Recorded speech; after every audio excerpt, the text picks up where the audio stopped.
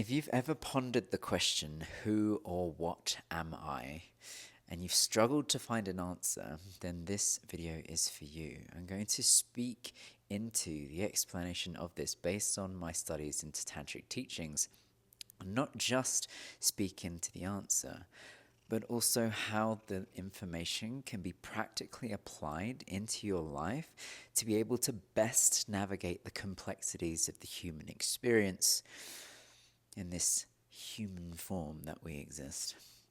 Hi, my name is David. This is Miko, and I'm a Tantric hypnotherapist and co-founder of the Sex.Prayers Academy, a space to learn all the things needed to be able to enjoy healthy relating, where we take people on a journey from pillars into partnership, from partnership into prayers, and from prayers into psychedelic essence of sexual exchange. But I digress. This video is about understanding the nature of reality, understanding the answer to the question of who or what am I? A question that I have pondered since a very young age, and only until the last 5 years have I come across an answer that I found palatable.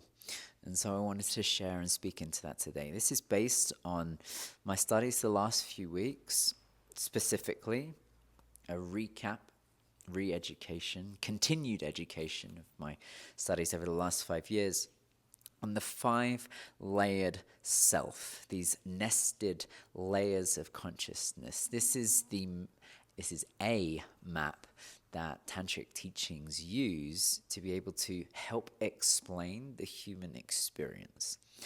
These 5 layers of consciousness are, I'll go this way, the body, heart, mind, prana, transcendent void, and core. Now these aren't separate, but are permeated. They're considered layers in the sense of they go from gross to subtle, from the more peripheral to the more integral, the core being our integral, hey, stop that right now, essence nature.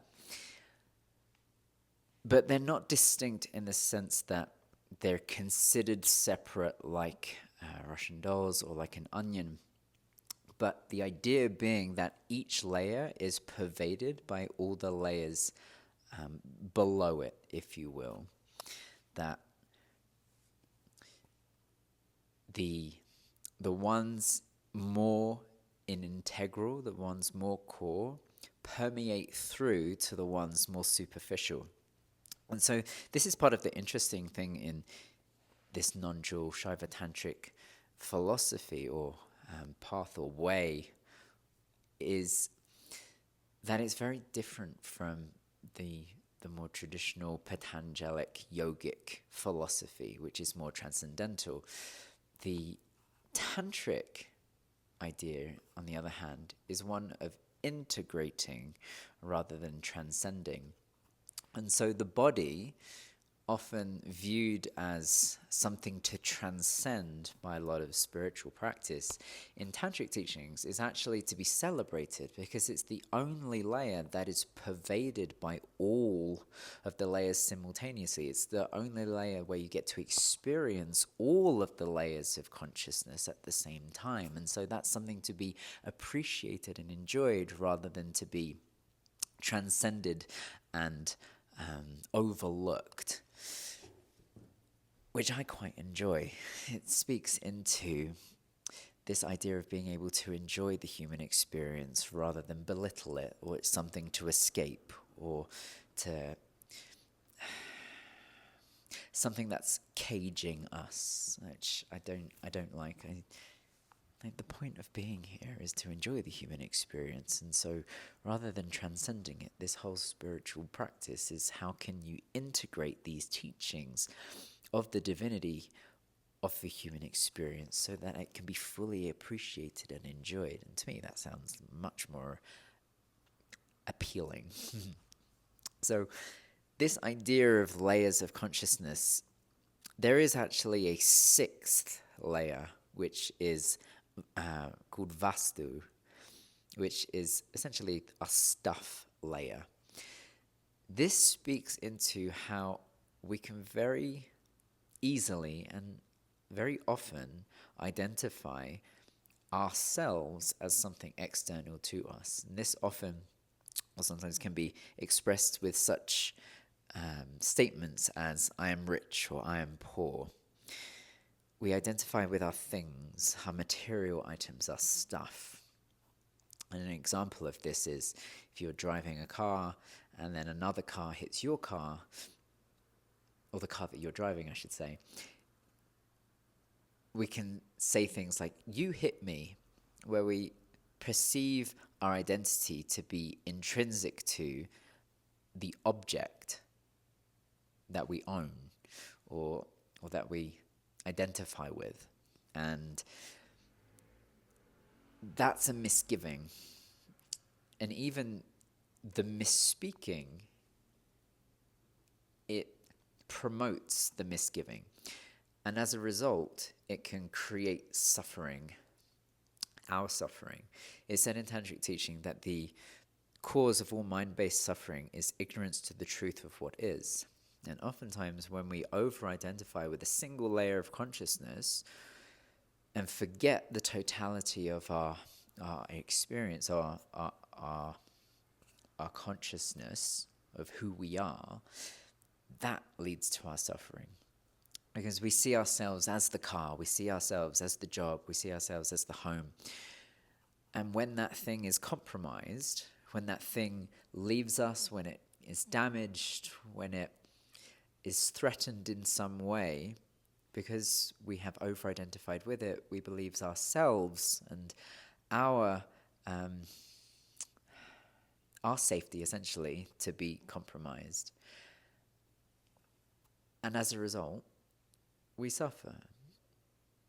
Now, this isn't to say we can't have things or enjoy things. That's not the Tantric way, as is my understanding. It's not to try and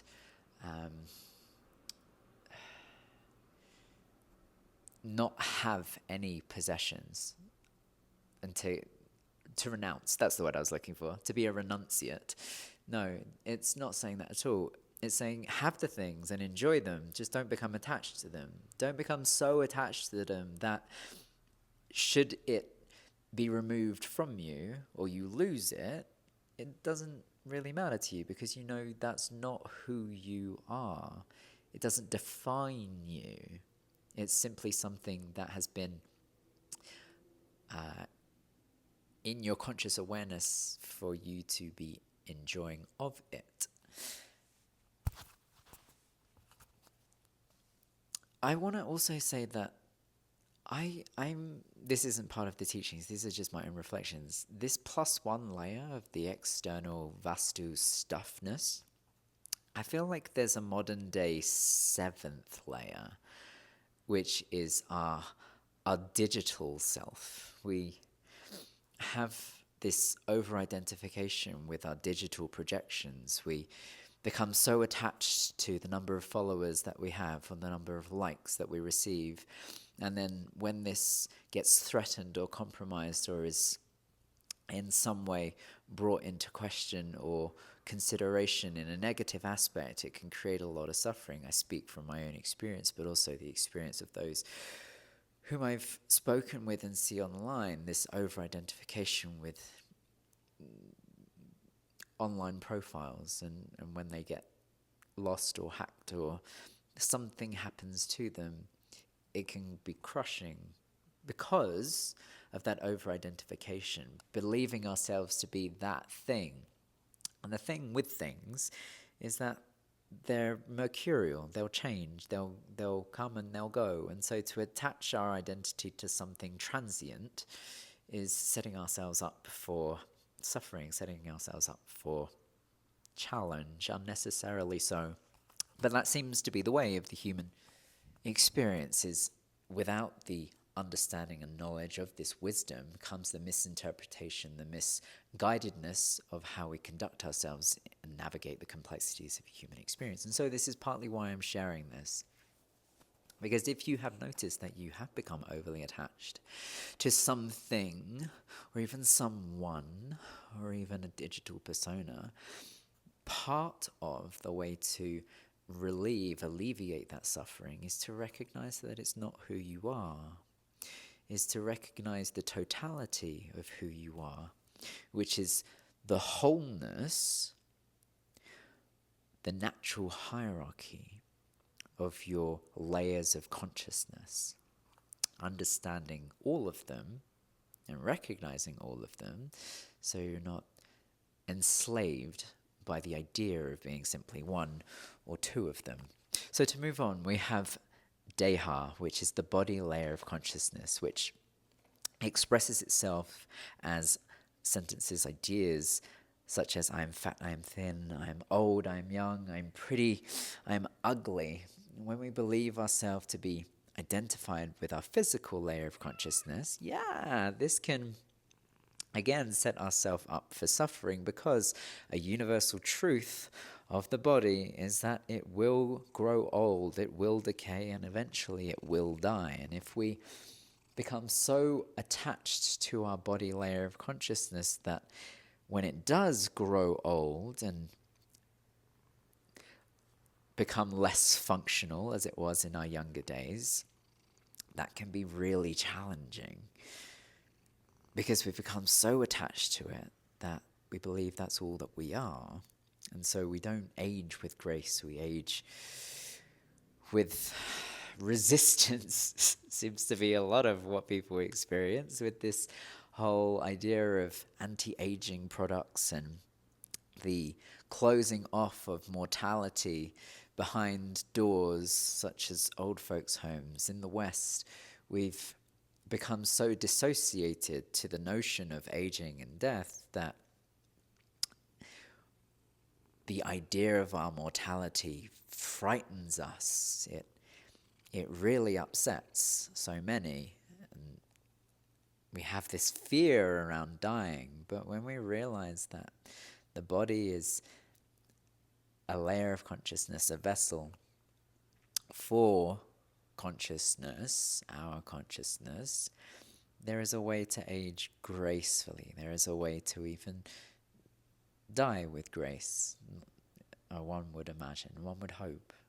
And I think that's a beautiful thing to even just bring into conscious awareness, so that even the idea of growing old and the body changing as it will and as it does doesn't have to upset, but can be enjoyed for what it is, which is just, again, part of the human experience. There's an interesting thing to note as well, that the expression of identification comes in pairs of opposites. So this is the intrinsic nature of the dualistic expression of reality, that even though consciousness is non-dual, at least in non-dual Shaiva Tantric philosophy, that all there is, was, and ever will be is one divine consciousness, which gets to express itself through a multitude of ways, in all of the ways, in an infinite number of ways. It does so through pairs of opposites, that there are these infinite number of polar opposites expressed through this lived experience, through the nature of reality. And in the yogic psychology, it's said that you can't identify with one side of the coin without also identifying with the other. And so if you experience happiness from the idea or thought that I am pretty, then you will experience an equal and opposite amount, i.e. pain, to the same degree with the notion, the idea, the thought of I am ugly. And so if you become attached to one end of the spectrum, one side of the coin, then when you experience the other side of the coin, it will create suffering. It will evoke pain. It will evoke challenge. Now, again, this isn't to say that you're not allowed to or shouldn't be encouraged to or can't experience things outside of the complete 50-50 balance. For me, residing in a state of perpetual 50-50 balance is dull. It's not a interesting way to live. It's perhaps not even possible unless you are a renunciate yogi. You've given up everything to go and live in a monastery in the mountains where all you have is just the neutrality of the experience of human nature. And don't flirt with either end of a spectrum. To me, that's not the human experience. That is the renunciate way, but it's not the integrated way of tantric teachings. And this is why, partly, again, why I really enjoy these tantric teachings, is because it's about how can you integrate this wisdom into your human experience so that you can fully enjoy the totality of it, all spectrums, both sides of the coin, in a way that doesn't evoke suffering, because you recognize that you don't become attached to an end of a spectrum. In doing so, it means that you can find joy in your preferred end of the spectrum, and then find appreciation and gratitude for when and if you experience the other end of the spectrum. You get to enjoy all of it rather than be attached to one side, because with one side comes the inevitability of the other, with the antithesis. And so becoming so fixated on one side of the coin means that when you do experience the other, it's going to be challenging, unless you can allow yourself to have the level of conscious awareness to not be attached. And that is what this is about. And so the next layer of consciousness, we've gone superficial of stuff. I'm going to go one higher and say digital self, digital persona, stuff, body. The next is the heart-mind layer, chitta. Now this is a really interesting one. The idea is it's pure consciousness. Pure consciousness, which is contracted into thoughts and feelings. Now, in the tantric teachings, the thoughts and emotions aren't seen as separate layers of consciousness. They're seen as opposite ends of the same spectrum. That thoughts and emotions aren't distinct, but are inextricably linked. That you can't have a thought without a feeling, or a feeling without a thought. They are intertwined.